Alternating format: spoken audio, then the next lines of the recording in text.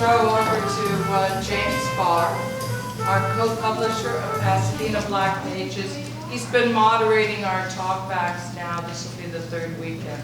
So if those of you would like to stay with us, we have our cast coming out in a few minutes. And James, how do we normally set this up? Oh, and James, you have someone with you? Yeah, I brought security tonight. Security. Tough crowds the last few nights. I was a little nervous, so I thought I'd bring some. Well, welcome. Say hello to Kennedy, everybody. I wanted my daughter to be able to kind of share this experience. And so as we're waiting for the cast to come out, thanks a lot so much. What do you guys think about the performance? Isn't it amazing?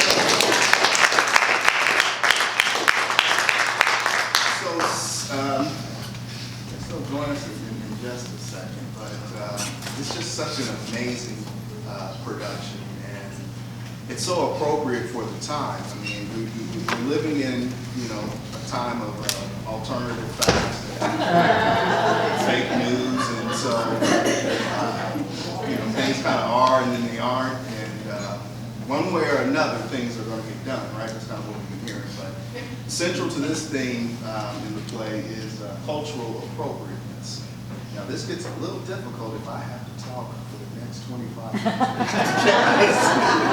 Because you didn't come to hear me talk. You guys want to have a dialogue with the cast. So, but one of the things that kind of resonates, as they say in TV, like film. So one of the things that resonates with me is the conflict between the two characters, and really who has the right to tell a story.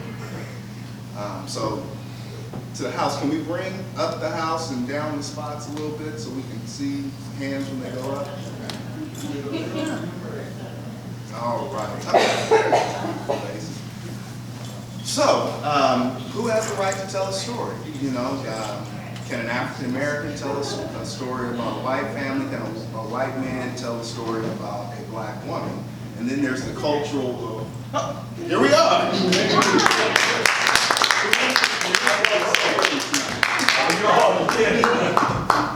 This is Kennedy. Very nice to meet you. Thanks for being here. Did you watch the show? Some of it. Yes, some of it. I was a little concerned about the subject matter, so she had heard me echoing Bee-Luther-Hatchee for like the last 3 weeks, so she had to come here. Can I say it? Yes. Bee-Luther-Hatchee.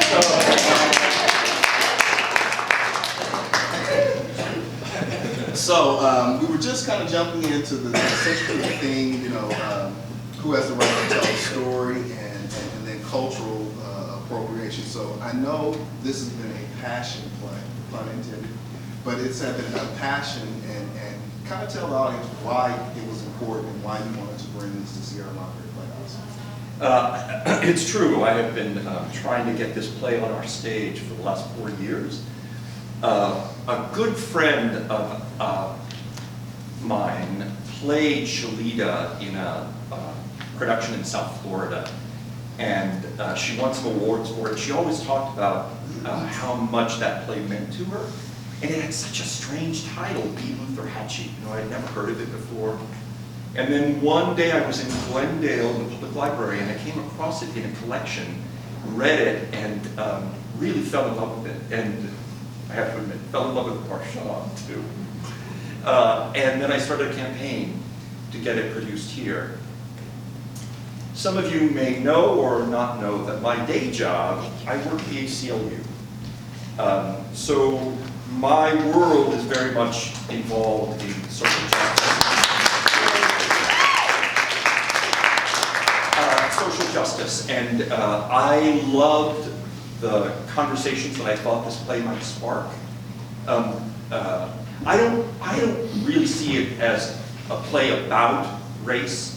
It's really a play about cultural appropriation, who has the right to tell someone's stories, and I think ethics, too, judgment. But I thought, given that Thomas Gibbons created a play that sort of is perched on the edge of racial divide, that it would be the impetus to have some conversations about how we talk about race. Do you know? So I began a campaign to get it up on our stage. And it took me a while. I had to really convince the board that it would sell. And the truth is, it's not selling very well. Partly because I think of the title, partly because people are afraid of the subject matter or what they perceive the subject matter might be. But lucky for us, I think maybe Estelle mentioned, we applied for and got a Sherry and Les Biller Family Foundation grant to produce this play. And what's really extraordinary about that is, one, it's the first big grant from a big foundation that we've ever gotten. Their goal is to fund socially charged theater. But the icing for us is that they only gave 4 grants this year to act in Seattle, which is one of the 2 big rep companies, CTG, Geffen, and us. Wow. So, yeah. For me, it's such validation for the work we've been doing over the last few years. You know, I don't know if Estelle mentioned it, we went to the Ovations last week with 5 nominations, which was 3 more than we'd gotten the year before, and we'd never gotten any before that. And we came up with 2. Yeah, isn't that great? Yeah, so our little theater is really being taken seriously now, and I think, you know, I'm very clear about what we can do here at this theater, and that I couldn't do an entire season of this kind of play. That's not what our audiences want. But I also know that to get actors of this caliber, I need to be able to offer some meat that goes along with all of the other stuff. So, you know, we do our youth play, we do our Christmas play, holiday play, and then we do a couple of other plays. But I think at least once a year I want to do something that is socially charged. And then I'm going to stop talking in just a minute. I will say that we got an email a few weeks ago from a patron, a loyal patron. Is this okay if I mention this? So as you'll see in your programs. I'm the one disturbed by it every time. Yeah? Like, Tamara has in her bio, if you haven't read it, that she has performed a benefit for Black Lives Matter. And that had been posted online, and this patron had read that online and sent us an email, us being the managing director, Estelle Campbell, and me, about how he was going to rethink whether or not he could come to this theater because we were hiring racist actors who supported a racist organization. So Estelle was very upset about this, and I was thrilled.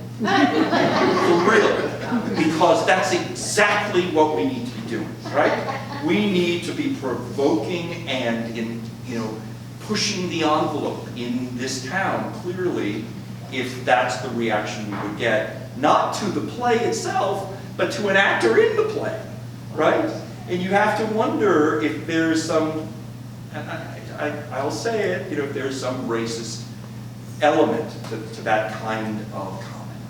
So that's a very long-winded explanation for why I thought it was important that we do this play.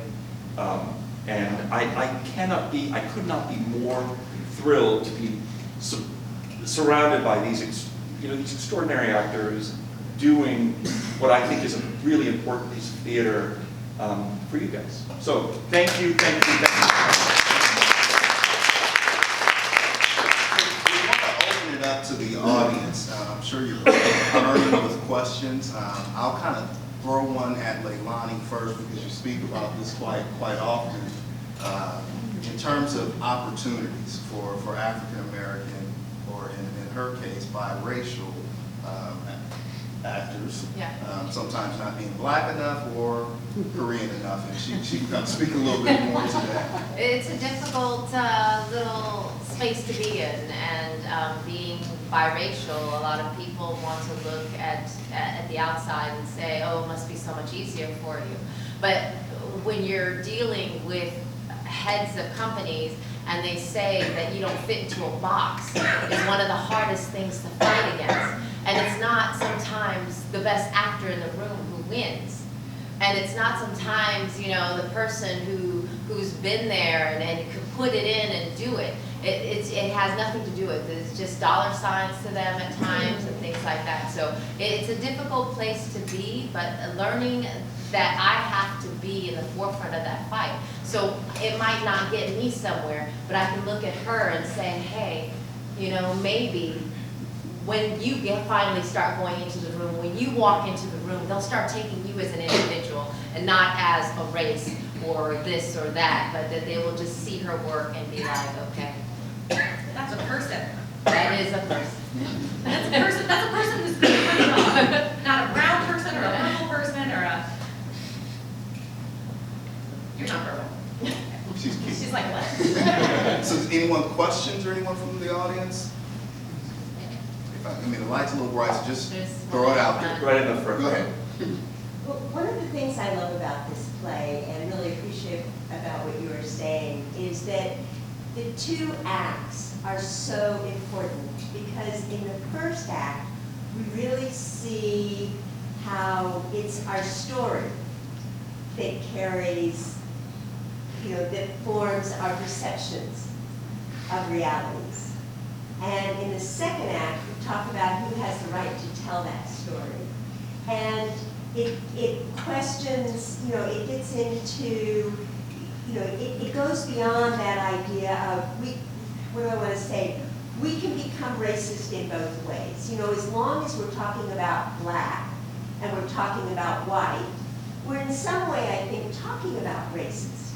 It's not until we let go of, you know, that those colors and how the color defines us or makes something right and something wrong, and we just see that people, I mean, for me, I really appreciate the play because it's so holistic in that way, and Sean, I don't know, Sean's character and the way he brings it forward and all of the conversation about it, but I think it's beautiful because it does help us to go beyond the two sides and recognize that we just need to accept people as people. One of the... Can I really quick yeah. interject just because it reminded me of the last talkback that we had. We were interested in finding out if people felt like the play was even-handed. Are you still interested in having that question answered? Oh yeah. Yeah? Of course. Can we pose that to the audience? You just did. Do you feel that the play was even-handed? Do you feel that both Sean and Shalita were able to get their points across, or did you feel like it was slanted in one way? No, I thought it was perfectly even-handed. But is life even? Pardon me? Is life balanced and even like that? Because... No. For me, okay. She's like, no. I mean, did anyone actually feel like it was slanted one way or the other? Well, I just wanted to say that there were so many different variables in there. You can't just say one or the other. Yeah. There were just, I was bombarded with all sorts of stuff. So it's for me, it was just revelation after revelation and being torn, pulled in one way and the other. So I don't know how to qualify this evenness. Cool. Well, let me ask this question. Wait, there's some- I'm wondering if you're, I think it's even-handed because I appreciated what your character was describing about a writer. If I were black, would I feel differently? And do each of us see the point of view from our own unique bias and perspective? And so we think, well, that's even-handed. I don't know. That's a great question. Oh, sorry.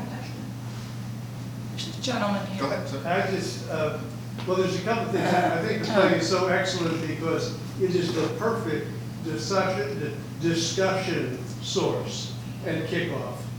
There's nothing better than this, because all of a sudden, it gives us standing to talk about race. That's great. Because it's immediately a problem that searches into the fact that anybody we can and talk about is a fictional character. I don't know, the members of my family are fictional characters once I start telling their story. Of what their story is. And this whole idea of having standing in talking about race, I think is a very difficult thing. And I think that's, to me, one of the biggest gaps, the biggest, where we need to build a bridge. How do I dare talk to somebody? How do I dare go mentor a kid in high school who is black and comes out of a family I know nothing about? I'll never know what they're going through. Nor do I know what my folks who were immigrants went through. I have no idea of what they were. So there's always this thing of how to, we got standing in a way because we have 2 grandchildren from Sierra Leone. That gave me a little bit of standing, but I still, it's difficult to cross over those kind of borders. They already have walls that even the man couldn't build so big between us. That is hard to get across. This kind of thing, if it were a regular part of our life, could do something about that gap. But we don't get this opportunity in day-to-day. We're so apart from one another. It's difficult. It's a real challenge. But this is a great gift that you give us. Great, thank you. Awesome. Did you still have a comment over here? Yeah. I like the, they're calling the, The program? yes, program. These are questions and answers, and I really like that because it's up to us to make it. But I felt that at one point I would feel, oh, he's right, you know, and then, but then I say, no, she's right, you know, and I think, to me, that's good because that makes me think. Yeah. It makes